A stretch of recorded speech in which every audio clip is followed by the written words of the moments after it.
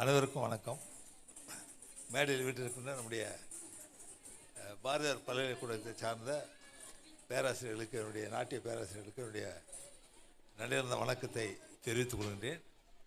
சிதம்பரம் அண்ணாமலை பல்கலைக்கழகத்தில் வருகை தந்துள்ள நடனத்துறையினுடைய துணை பேராசிரியர்களுக்கு என்னுடைய நன்றியை நான் தெரிவித்துக் கொள்கின்றேன். இந்த நாட்டிய சாஸ்திராலயா இசை மற்றும் நடனப்பள்ளி, இந்த பள்ளியினுடைய 6வது அரங்கேற்ற நிகழ்ச்சி, குழுவினுடைய அரங்கேற்ற நிகழ்ச்சி. இந்த நிகழ்ச்சியில் கலந்து கொள்வதில் எனக்கு மிகுந்த மகிழ்ச்சி, உண்மையிலேயே மகிழ்ச்சி. ஏன்னு சொன்னால், கடந்த இந்த ஒரு மாதத்தில் ஏறக்குறைய 4 நாட்டிய அரங்கேற்ற நிகழ்ச்சியை நான் கலந்து வாழ்த்திருக்கேன். 4 இந்த ஒரு மாதத்திலேயே புதுச்சேரியில் நாட்டிய பள்ளிகள் மூலமாக, இசை மற்றும் நாட்டிய நடன பள்ளிகள் மூலமாக 4 அரங்கேற்ற நிகழ்ச்சி, சலங்கு பூஜை நிகழ்ச்சி. இது எனக்கு மிகுந்த மகிழ்ச்சி அப்படின்னு சொல்கிறேன். சாதாரணமாக பார்த்தீங்கன்னா, அந்த பிள்ளைங்களை பார்த்தீங்கன்னா ஒரு பெரிய அளவு 10ஆம் வகுப்பு 12ஆம் வகுப்பு படித்து இருந்திருப்பாங்கன்னு சொல்ல முடியாது. ஒரு குறைந்த மதிப்பெண் தான் எடுத்திருப்பாங்க. ஏறக்குறைய ஒரு ஆவரேஜாக இருக்க ஒரு மாணவர் தான், சராசரி மாணவர் தான் இருப்பாங்க அதை சேர்க்கின்றவர்கள்லாம். அப்போது அவங்க எப்படி இருப்பாங்க? அவங்க இதன் மூலமாக இப்போது பல நடன பள்ளிகள், இசைப்பள்ளிகளை நடத்தி கொண்டிருக்கின்றார்கள். ஏன்னா இப்போது அதாவது அரசு பணி வேலை கிடைக்கணும் அப்படின்னு படிக்கிறதுலாம் ஒரு விதம், அது ஆர்வமாக இருப்பாங்க. அரசில் எப்படா வேலை கிடைக்கும் அப்படின்னு நினைப்பாங்க. ஆனால் இதில் இந்த பல்கலைக்கழகத்தின் மூலமாக படித்த பிள்ளைகள், கலையை கற்று தேர்ந்த பிள்ளைகள் இசை மற்றும் நடன பள்ளி தொடங்கி பல பிள்ளைகளுக்கு இந்த கலையை கற்றுக் கொடுத்து வளர்த்து தன்னுடைய வருவாயை உயர்த்தி கொண்டார்கள். தன்னுடைய பணியின் மூலமாக தங்களுடைய வருமானத்தை உயர்த்தி கொண்டு வருகின்றார்கள் என்பது தான் உண்மை. அப்போ அது பயன் உண்டா இல்லையா? அப்போ நான் கேட்டேன், இது மாதிரி இருக்க இந்த பள்ளியில், உங்கள் பல்கலைக்கழகத்தில் படித்த பிள்ளைங்க எப்படி இருக்காங்கன்னு கேட்டேன். பல பிள்ளைகள் வெளிநாடுகளுக்கு சென்று அங்கே இந்த கலைகளை வளர்த்து கொண்டு வருகின்றார்கள். நாட்டிய கலை, இசை இதெல்லாம் வளர்த்துட்டு வராங்க அப்படின்னாங்க. அப்போ பரவாயில்ல, நம்ம ஆரம்பித்து தொடங்கியதற்கு, இந்த பல்கலைக்கழகத்தை கொண்டு வந்ததற்கு நல்ல பயன் இருக்கின்றது. பொதுவாக கலைகள், நான் அடிக்கடி பேசும்போது சொல்லுவேன், பள்ளியில் பேசும்பொழுது, பள்ளிக்கூடத்தில் பிள்ளைகள் பேசும்போது சொல்லுவேன், நல்லா படிக்கணும், அதுக்கு நிறைய அரசு நிதி ஒதுக்கி கொடுக்கின்றது. அதே சமயத்தில் விளையாட்டு, கலை, இதில் நீங்கள் ஆர்வம் காட்ட வேண்டும். உடலுக்கு உடல் ஆரோக்கியமாக இருக்கணும், அதுக்கு விளையாட்டு அவசியம், உடற்பயிற்சி அவசியம். நல்ல ஒரு விளையாட்டு, ஏதோ ஒரு விளையாட்டை தேர்ந்தெடுத்து நீங்கள் அந்த விளையாட்டில் ஆர்வம் காட்டணும் அப்படின்னு சொல்லுவேன். அதே சமயத்தில் கலைகளை கற்று வர வேண்டும். கலைகள் ஒரு நல்ல ஆரோக்கியமான சூழல், நல்ல நிலையில் நம்முடைய உடல் இருக்கணும். மற்றவர்களுக்கு அந்த கலைகள் மூலமாக மகிழ்ச்சியை நாம் கொடுக்கணும். கலை, நீங்கள் இசையை பார்த்தீங்கன்னா பாட்டு பாடிட்டே இருந்தால் கேட்டுகிட்டே இருக்கலாம். பாடலில் இசையில் மயங்காதவங்க யாரும் இருக்க முடியாது, மயங்குவாங்க. கொஞ்ச நேரமாக அது மறந்து இருப்பாங்க. அதே மாதிரி இப்போ பார்த்தீங்க, இந்த நாட்டியத்தில் பிள்ளைகளை பார்த்தீங்க, இந்த பிள்ளைகளுக்கு இந்த நாட்டியத்தில் எவ்வளோ பரதக்கலை, இந்த கலை என்பது ஒரு பழம்பெரும் கலை. இது அவ்வளோ எளிதானதல்ல. இது நான் ரசிக்கக்கூடியது தான்.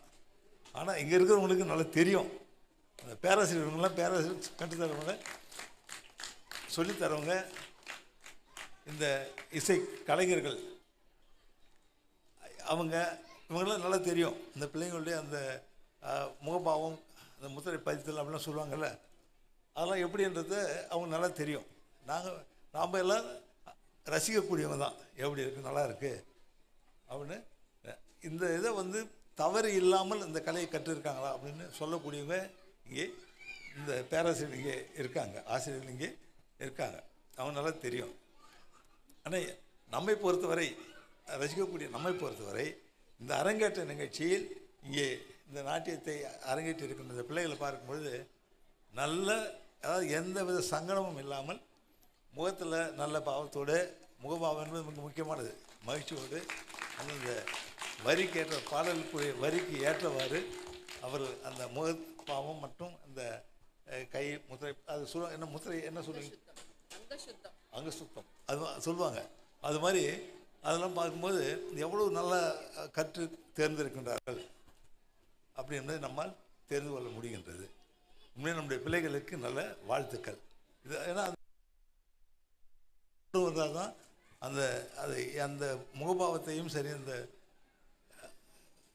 முத்திரை பயத்தில் சொல்லுவாங்கள்ல, அதெல்லாம் பார்க்கும்போது பார்த்தீங்கன்னா அதுக்கு தெளிவாக தெரிஞ்சால் தான் பண்ண முடியும். அந்த அளவுக்கு ஒரு நுணுக்கமான நிலையில் இந்த பிள்ளைகள்லாம் இருக்காங்க அப்படின்னு சொல்லி எண்ணும் பொழுது உண்மையில் மிகுந்த மகிழ்ச்சி. கலைகளை வளர்ப்பதற்கு அரசானது பல நடவடிக்கைகளை எடுத்து வருகின்றது. கலைகள் மிக முக்கியமானது. முக்கியமாக விருதுகள் வழங்கி வருகின்றது. நல்ல இந்த கலையில் தேர்ந்தவர்களுக்கு கலைமாமணி விருதுகள் வழங்கி வருகின்றது. ஆண்டுதோறும் வழங்கி வருகிறது. இந்த அரசு பொறுப்பேற்ற பிறகு தவறாமல் ஆண்டுதோறும் கலைமாமணி விருதுகள் வழங்கப்பட்டு வருகின்றது. அதனால் கலைகளை வளர்ப்பது அரசுக்கு, அதாவது நல்ல கலையை வளர்க்க வேண்டும், பிள்ளைகள் கலை நாட்டம் கொள்ள வேண்டும்.